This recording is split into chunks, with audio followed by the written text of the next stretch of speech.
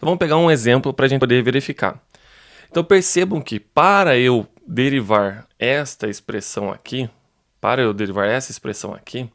eu teria que expandir esse termo, né, nas suas 5 potências, fazer o produto notável dela lá, daria o maior serviço, né? Ou imagine se isso aqui fosse 12, se isso aqui fosse ao invés de 5, fosse 12 aqui, ou 15, ou 30, não seria viável fazer expandindo o termo.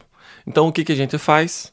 Nós utilizamos uma variável auxiliar. O que essa variável auxiliar vai fazer? Ela vai transformar a função que está dependendo de x, fazendo ela ser transformada numa função que depende de u. E aí a função escrita na variável u, ela vai ser uma função elementar. Beleza? Então é o seguinte, ó, qual que é a técnica aqui? É eu olhar aqui para a função e ver qual substituição de variável que vai me fazer tornar esta função elementar, tá? Então percebam que se eu crio uma variável, uma auxiliar lá, uma variável qualquer, tá?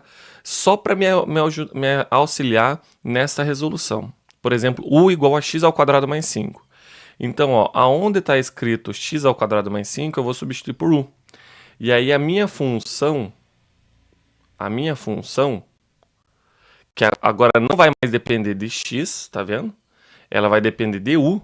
Ela vai ser o quê? Vai ser u à quinta, tá? E a função u à quinta é uma função elementar, né? Como que a gente deriva agora a função f em relação a u? Então, ó, a derivada de f em relação a u vai ser o quê? Vai baixar esse 5u, né? Como a gente já tinha visto nas outras aulas, e vou subtrair do expoente, 4. Beleza? No entanto, o teu problema está na variável x, não na variável u. A variável u é apenas uma variável auxiliar, tá certo? Então, como é que a gente faz para voltar para a variável u? É só substituir aqui? Não. É só substituir aqui? Não. A gente tem que fazer isso também. Mas tem que fazer mais uma coisa. Por quê? Porque nós queremos derivar f em relação a x, não em relação a u. U nem existe. U é só uma variável auxiliar, né? Nem é do meu problema. Eu quero derivar f em relação a x. Então, o que a gente tem que fazer? Para a gente derivar f em relação a x, a gente utiliza a regra da cadeia, que a gente faz o quê? Deriva f em relação a u e depois deriva u em relação a x, tá? Ó, eu vou falar uma coisa, que os matemáticos não estejam ouvindo agora, mas é como se você visualizasse isso aqui, não é isso aqui, tá? Isso aqui é só uma regrinha para você lembrar, mas isso aqui não é a verdade, tá? É como se, ó, eu estivesse cortando esse du com esse du e ficasse apenas, ó, df de x, tá vendo? Então, é por isso que funciona, tá? Mas que os matemáticos não estejam me ouvindo aqui, beleza? Então, o que a gente tem que fazer então para derivar f em relação a x? Eu tenho que multiplicar a derivada de f em relação a u pela derivada de u em relação a x, ok? Então, ó, então vai ficar o que lá? A derivada de f em relação a x vai ser a derivada de f em relação a u, que é 5 u elevado à quarta, e a derivada de u em relação a x, eu vou derivar isso aqui, ó. Então, eu derivo isso aqui em relação a x. Tá vendo?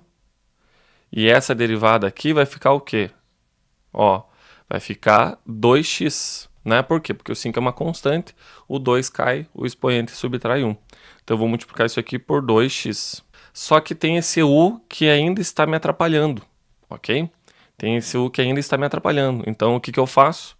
Eu substituo no lugar do u o que ele vale, né? Então, 5x ao quadrado mais 5 elevado a 4 vezes 2x. Ou, simplesmente, 10x vezes x elevado a 4 elevado a 4. Beleza? Então, é assim que a gente faz a regra da cadeia. A gente utiliza uma variável auxiliar, tá? A gente utiliza uma variável auxiliar para tornar a minha função, que é um pouquinho mais complexa, tá, numa função elementar. Em casos mais extremos, que não é o que vai cair, por exemplo, no ITA para vocês, às vezes você tem que fazer mais de uma troca de variável, tá? Mas não é o caso, tá?